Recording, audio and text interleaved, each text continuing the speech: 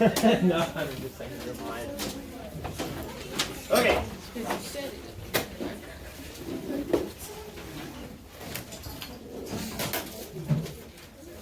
So this is what, I don't even know what page this is on. It's page 9 or something? 8. So it's asking us, iron 3 chloride, we're putting iron 3 chloride in water, and it's asking us about the concentration of each ion. What I want you to focus on right now is it's saying I've added this much of this substance to that much of a volume, so we can get some sort of concentration from that.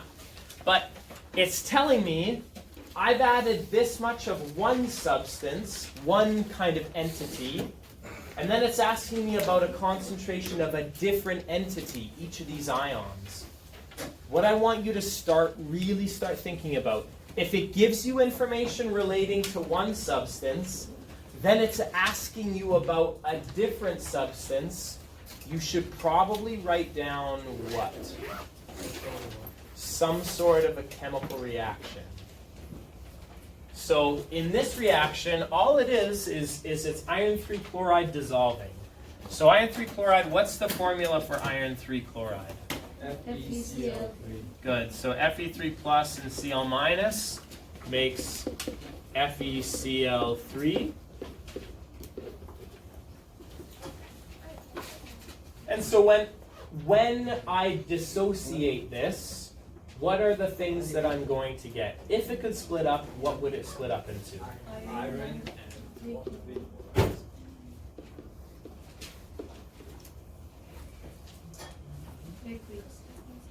Okay, aqueous, right? That's good information to have down there because when they're dissolved, they're aqueous. And there's something else. The charges. Holy guacamole. If you write iron with no charge, that's like a chunk of iron in your hands, right? This isn't a chunk of iron. This is iron 3 plus ions and chloride ions. Okay, good. Let's start summarizing this information. Is there any piece of information that belongs to any one of these substances? Okay, so the whole solution, like this volume of water, it kind of belongs to everything, right? I don't really want to put it directly under one substance, because then you might think we had this much of this thing when we have this much of everything, okay? So I'm going to put that off to the side. We have 250 milliliters. Lim? So where am I going to put that under substance number 1, 2, or 3? 1. So this, we have 2.01 grams of this stuff. Now, I want concentration. What is concentration measured in? Moles per liter. You want moles. Do you have moles? What do you have, Jana? We don't have moles, but we have what? We have mass. What is that suggesting to you? The molar mass. So we need to get the molar mass of FeCl3. Somebody who's already done the question, what's the molar mass of FeCl3? 162.20, right? 0.22. This is iron ends in a 5 and chlorine ends in a 5. So when we have 4 of those 5s, we're going to get a 0. Yeah. So sorry, what was it? 160? 162.20. 162.20 grams in 1 mole. I'm keeping 2 decimal places because it's a molar mass. Molar mass should have to be 2 decimal places. That's not the biggest thing to focus on, but that's what I would focus on. Okay, which concentration do you want to find first? Do you want to find the iron or do you want to find the chloride? The iron? Sure, fine. So let's go. We want to find this. So I'm going to say I want the concentration. That's one thing that you could do to tell people that you're looking for this concentration. Concentration is typically measured in what? Moles per liter. So if we want the moles per liter of iron ions, of iron 3 plus ions, I have to start, you don't have to, okay? But our mantra in class has always been start with what you want. What do you want on top? Moles of what? Iron. Of iron. You want moles of iron. Do you know how many moles of iron? Do you see moles of iron 3 plus anywhere in here? Yeah. There's one of these for every one of these, right? That's called the molar ratio. It's the unknown over the given. So 1 mole of iron 3 plus for every 1 mole of iron 3 chloride. Perfect. We're like halfway there. We got one of our 2 units. All we need is the other unit.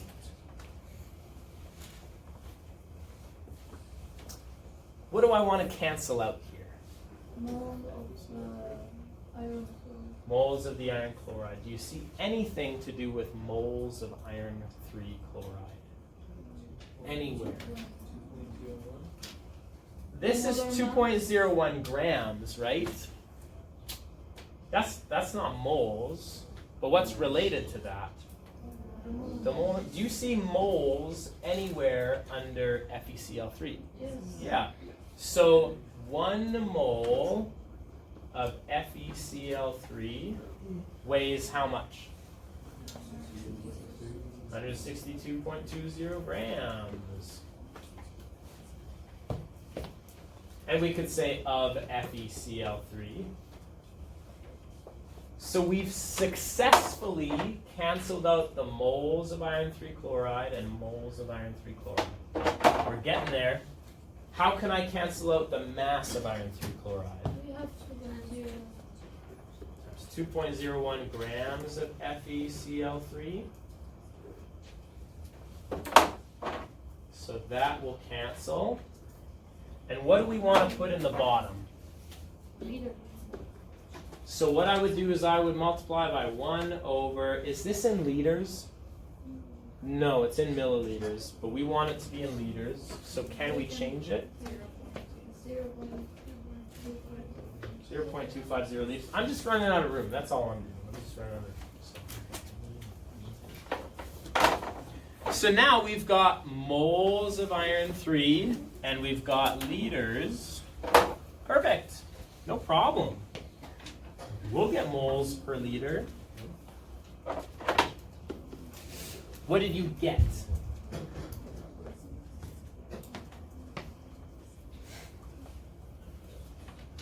A quarter of 162 is about 40. 2 divided by 40 is like 0.05 moles per liter.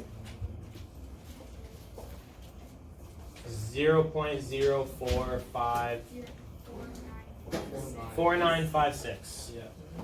So is it 0.4956? 0.4956 moles per liter of iron 3 plus. Are we done? No. Why are we not done? Illustrate to me why we're not done. We just did the for the iron. Okay, we did for the iron, but we're not even done the iron yet. Significant digits. So I see 5, 3, and 3. So I'm going to circle my 3. Did they include the decimal place? No. No, you have to use scientific notation. You are forced to use scientific notation. So 4 point what? 96. Why is this 5 a 6 now? Because that it doesn't matter if this is a 6, this could have been an 8. It doesn't matter, right? But that would round it up. So 4.96 times 10 to the negative 2 moles per liter of Fe3 plus. Okay, now I want you to just use your intuition. Just use your intuition for a second. how much larger should the concentration of the chloride ion be compared to the concentration of the iron ion? Triple. Should be 3 times the amount. Do you want to do all that work over again? No. No, just take this and multiply by 3, right? It's 3 times larger. So it's going to be this times 3. So it'll be 0.147. 1487. So 0.149. Can we do that now first? What? Yeah, totally. I forget what Totally the one can. was for the times 10. Yeah. Oh, second up the comma button. Second comma. Second E. Yeah, it's EE. So take this and just multiply it by 3, and then you should be able to get 0.15-ish, 0.149, something like that, almost per liter. And so, Luke, was it you that asked that question, or was it Kylan? Yeah, it was you. Can you do that in a quiz? Yeah. Absolutely, you can do that in a quiz. Yeah, yeah.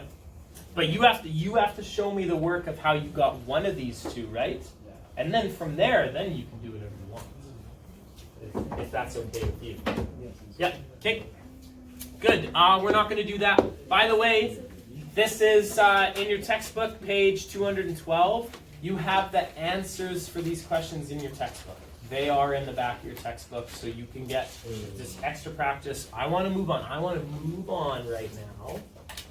And I want to talk a little bit about how we can affect solubility of different substances.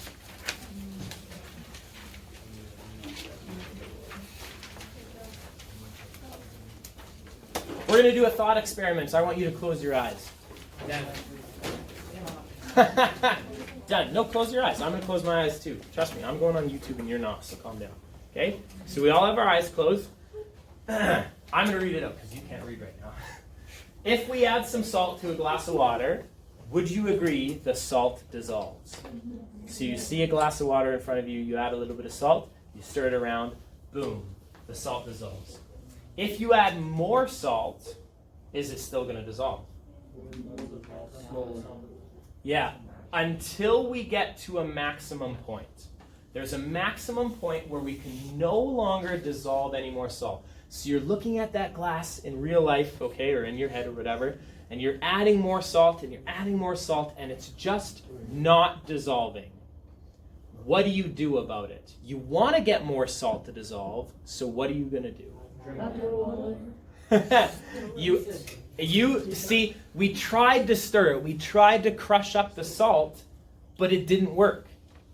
The salt water is what we call, do you know the term for that's the maximum amount? Ocean. Wim? Ocean. Ocean. It's saturated, right? We've saturated. Okay, open your eyes. What can we do to dissolve more of that salt? We can add more water, but is that going to increase the concentration per liter? By adding more water, are we actually increasing the amount, like the ratio of solute to solvent? We're adding more solvent, so all that means is we can dissolve more solute, but the ratio stays the same. Does that make sense? Like, by adding more water, now there's more water for salt to be dissolved into, but the concentration doesn't actually change. Okay? So let's think about this. We add our beaker, and it's full, not full of water, but it's got a little bit of water, so I guess I'll draw it here. It's got some water in it, and we dissolve the maximum amount of salt. So there's salt particles floating around in our water, right? There's sodium and there's chloride ions, but the rest of the salt it literally cannot be dissolved. So what you do is you add more water. Well, all that means is that this water has no salt in it. So this salt gets to diffuse into here, and so now the concentration is decreased. Because the concentration is decreased, more of the salt can dissolve into the water. But let's say, before we added the water, let's say the maximum concentration was 10 moles per liter. After we added the water and we tried to dissolve more, the concentration is still 10 moles per liter. That's the maximum concentration you can fit into that water. What I'm asking you is how can we fit more salt into the water without adding the water? So you gotta go, oh, yeah, go ahead. I don't want to, yeah, I don't want to boil it because then water goes away and there's less water to be able to kind of bind with, right, or to bond with. But what I can do is I can heat up the water. And I want to show you a video of that exact thing happening. Is that okay? Okay, all right. Maya or Abby, can you just turn the lights off? If that's okay?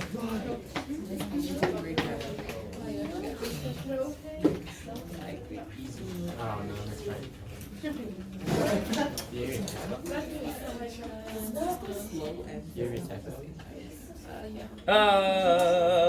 I can't remember if this is a video, and this is really weird because we're watching a video of YouTube on YouTube, so that's fine. Whatever. Yeah, because this video is going to go on to YouTube. Hello everyone. Today we will conduct a very beautiful experiment, which chemists call golden rain. For this experiment, we need potassium iodide and lead nitrate.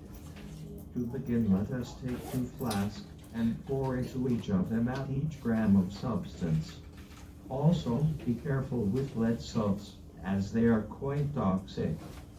Once we pour gram substances into flasks. Okay, clearly this person doesn't like their voice being on YouTube because they're doing some sort of Stephen Hawking thing right now, and that's totally fine. But what's happening is we're going to have lead sulfates or lead something or whatever, and then we're going to react it with something or whatever. But anyways, we're going to make a solution of lead iodide. Now, I want to be very clear.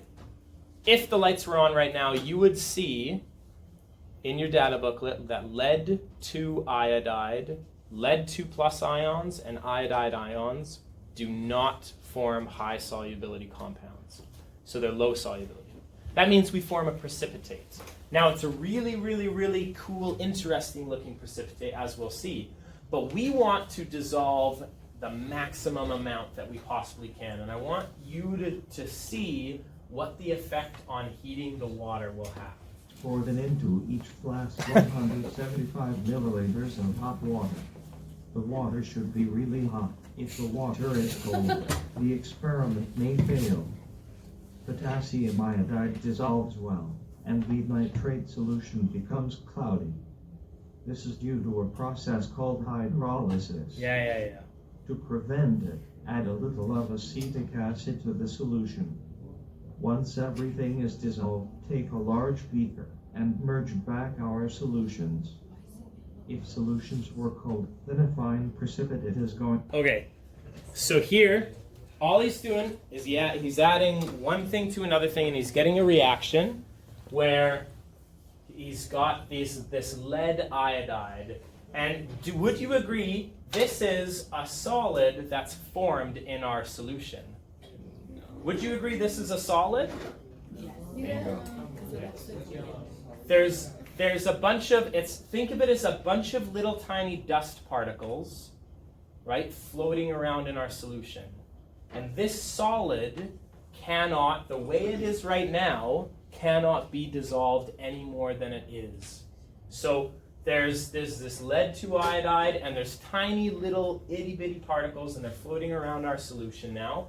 And we're going to see what the effect, and if this isn't the right video, that's totally fine, but we're going to see what the effect on heating it up Going has. to form from lead iodide. However, our solution is hot, and a precipitate of lead iodide will dissolve in the hot water. See, okay, did you see that? Sorry.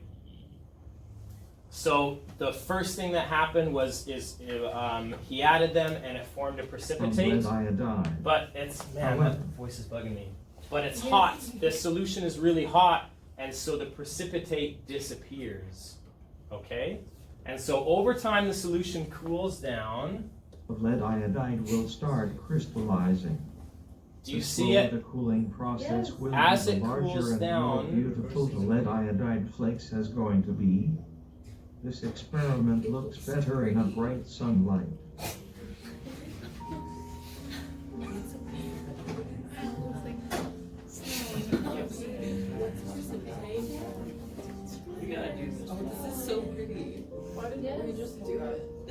Why don't we just do it? Yes. Flakes of lead Yeah. iodide is a We very should. strong Yeah, we should reminiscent do of the it. golden liquid. Hence the heat. Okay, so this is called Golden Rain, which I don't know. That seems like a weird name for it, but that's fine. Yeah. Okay. But I just heard it from a bunch of people. Why don't we just do this? What was the first thing mentioned? Wim. It's very toxic. Lead salts, lead compounds are extremely toxic. And that's why you wear goggles and don't drink it, right? But this isn't going to happen because you need a relatively large amount of lead nitrate to do this, and I don't want to dispose of the lead nitrate, have to dispose of it properly. If we can, this is better. This is a better quality visual than you would ever get having me do it at the front of the class. Name of this experiment, the golden rain.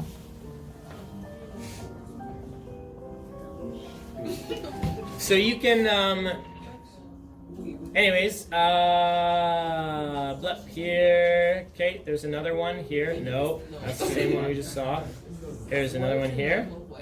Hey everyone. Hey This everyone. video That's the last Like, share, and subscribe. Here we go. Oh boy. Okay. So what's happening is he's going to add one solution to another solution, and he's going to get that same precipitate that we got, right? Video's not that blurry. That's okay.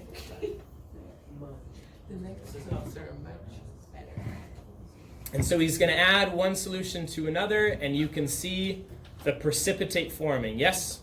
Almost looks like a yellow dust cloud inside our solution. Right? So that's a precipitate forming. Then we heat it up. He's going to heat up this solution. Here we go. So what he's going to do is he's going to try and dissolve it because it's so hot, right? Blah, blah, blah. He's got a solution. Blah, blah, blah. So this is a precipitate. It's reflecting the light, it's scattering the light inside of this liquid, and that's how you know you've made a precipitate, is because the light cannot go through your water solution. Now, what is he doing? What's this on right now? microwave. It's not on a microwave, it's on a hot plate. It's on a ceramic-based hot plate, and so it's slowly heating up, and what's happening to it over time? It's going to dissolve, and he just speeds it up. No, I just switched the beat. He just switched the beaker. And then, so would you agree the lead iodide you can dissolve more lead iodide in hot water than you can cold water? Would you agree? Yes. Yes. And then what happens when you slowly cool down this solution? As the temperature decreases, all of a sudden the water can hold less and less and less lead iodide, and so what happens is it starts to precipitate out. It starts to form these tiny little crystals, and these are the crystals that start to form over time. And so this is what I consider to be a pretty fancy looking experiment. They look like tiny little gold flakes, but they're not. They're tiny lead crystals. So this is the lead. This is the golden rain. Again, I have a problem with that name, but that's fine. It's fine. Are we good? So do solids appear to dissolve better in hot water or cold water? Hot water. Perfect. Awesome. Wim, question. What is the temperature of the water? Yeah. So it can, dissolve? Let's talk about that. Is that okay? Yeah. Oh man, your eyes. My eyes, the gums.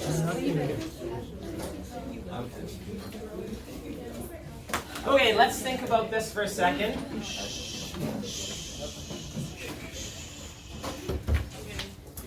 In your beaker is an ionic compound. It's got positives and negatives, and it's in the water. Wim, if we want to dissolve this ionic compound in the water, we have to rip apart the ionic compound, right? When I rip apart the ionic compound, I don't have my magnets over here, but when I rip apart the ionic compound, we're going all the way back to the beginning. It takes energy to do that, right? So are you going to be able to rip apart more ions with hot water or cold water? Hot water, because there's more energy at your disposal, right? So think of it this way. The higher energy, the hotter that these ions are, the more energy they have to be able to rip away from each other. And the more energy they have to rip away from each other, the more you'll get dissolved in the water. Does that make sense?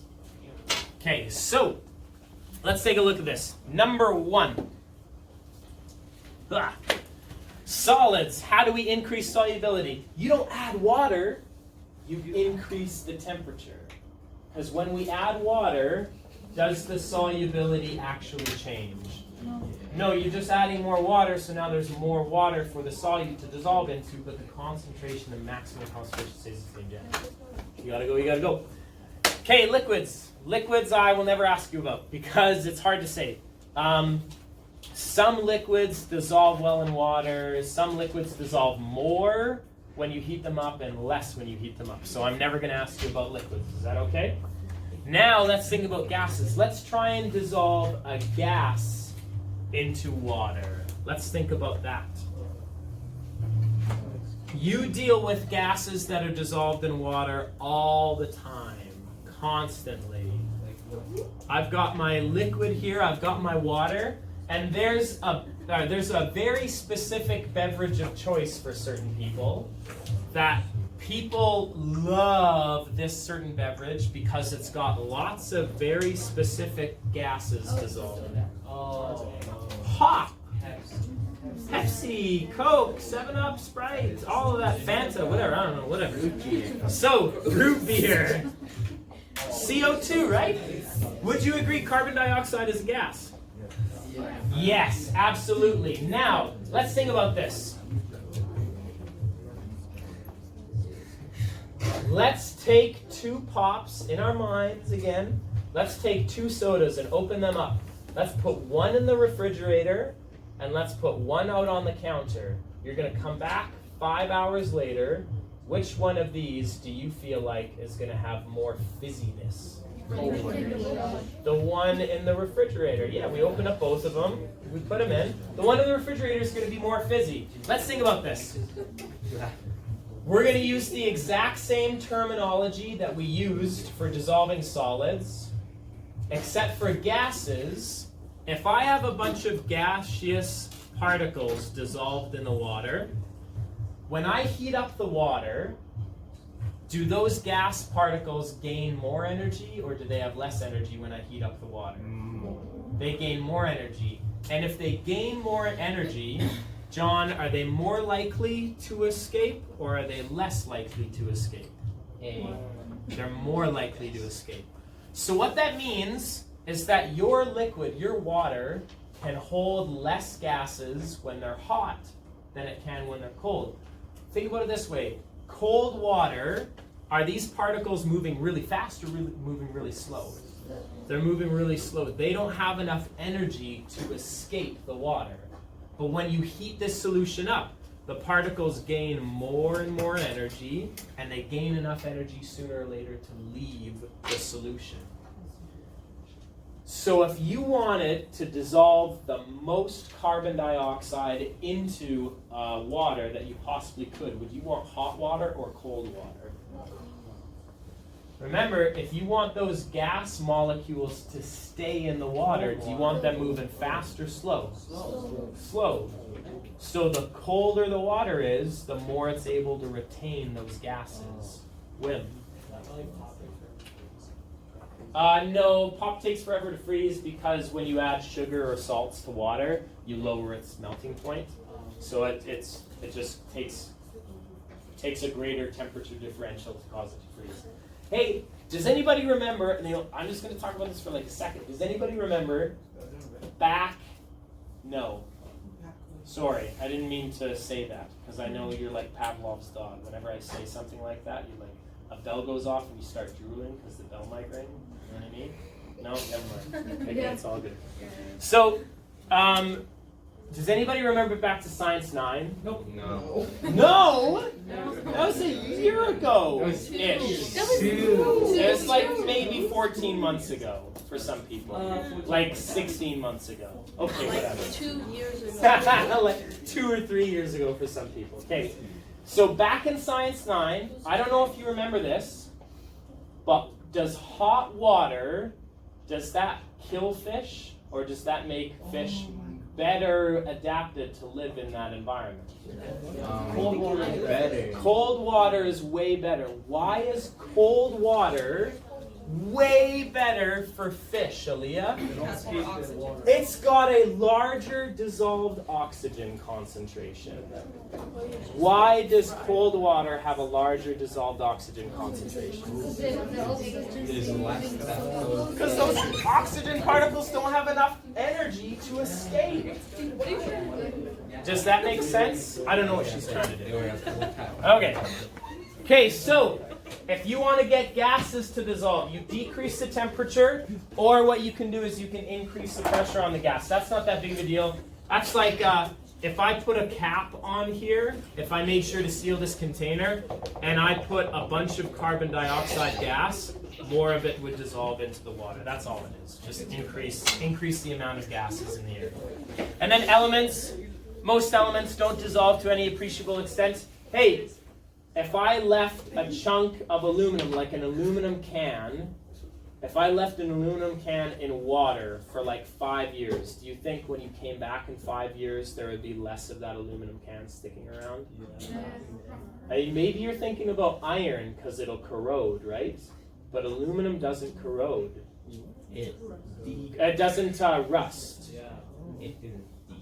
So that aluminum can will stay there for years and years and years. Most elements don't really dissolve a ton, okay? So I just have, like, I've got a couple questions.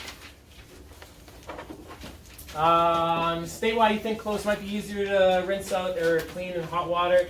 Give examples of 2 liquids that are immiscible and 2 that are miscible. What immiscible means is that means it can't mix well with water.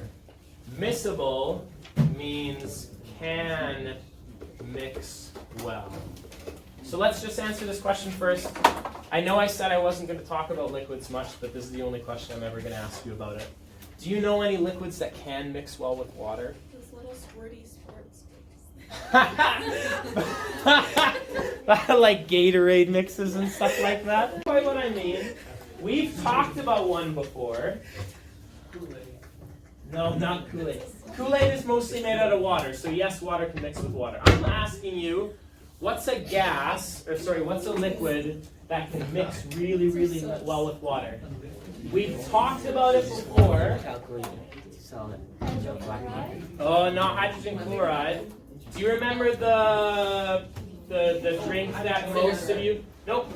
Do you remember the drink that most of you shouldn't be drinking right now, at least for a couple more years? Alcohol, right? Ethanol is a liquid that mixes really well with water, right? Right? Okay? What's ethanol's little sibling? Methanol. This is methanol. Methanol mixes really, really, really well with water, and I'll just show you.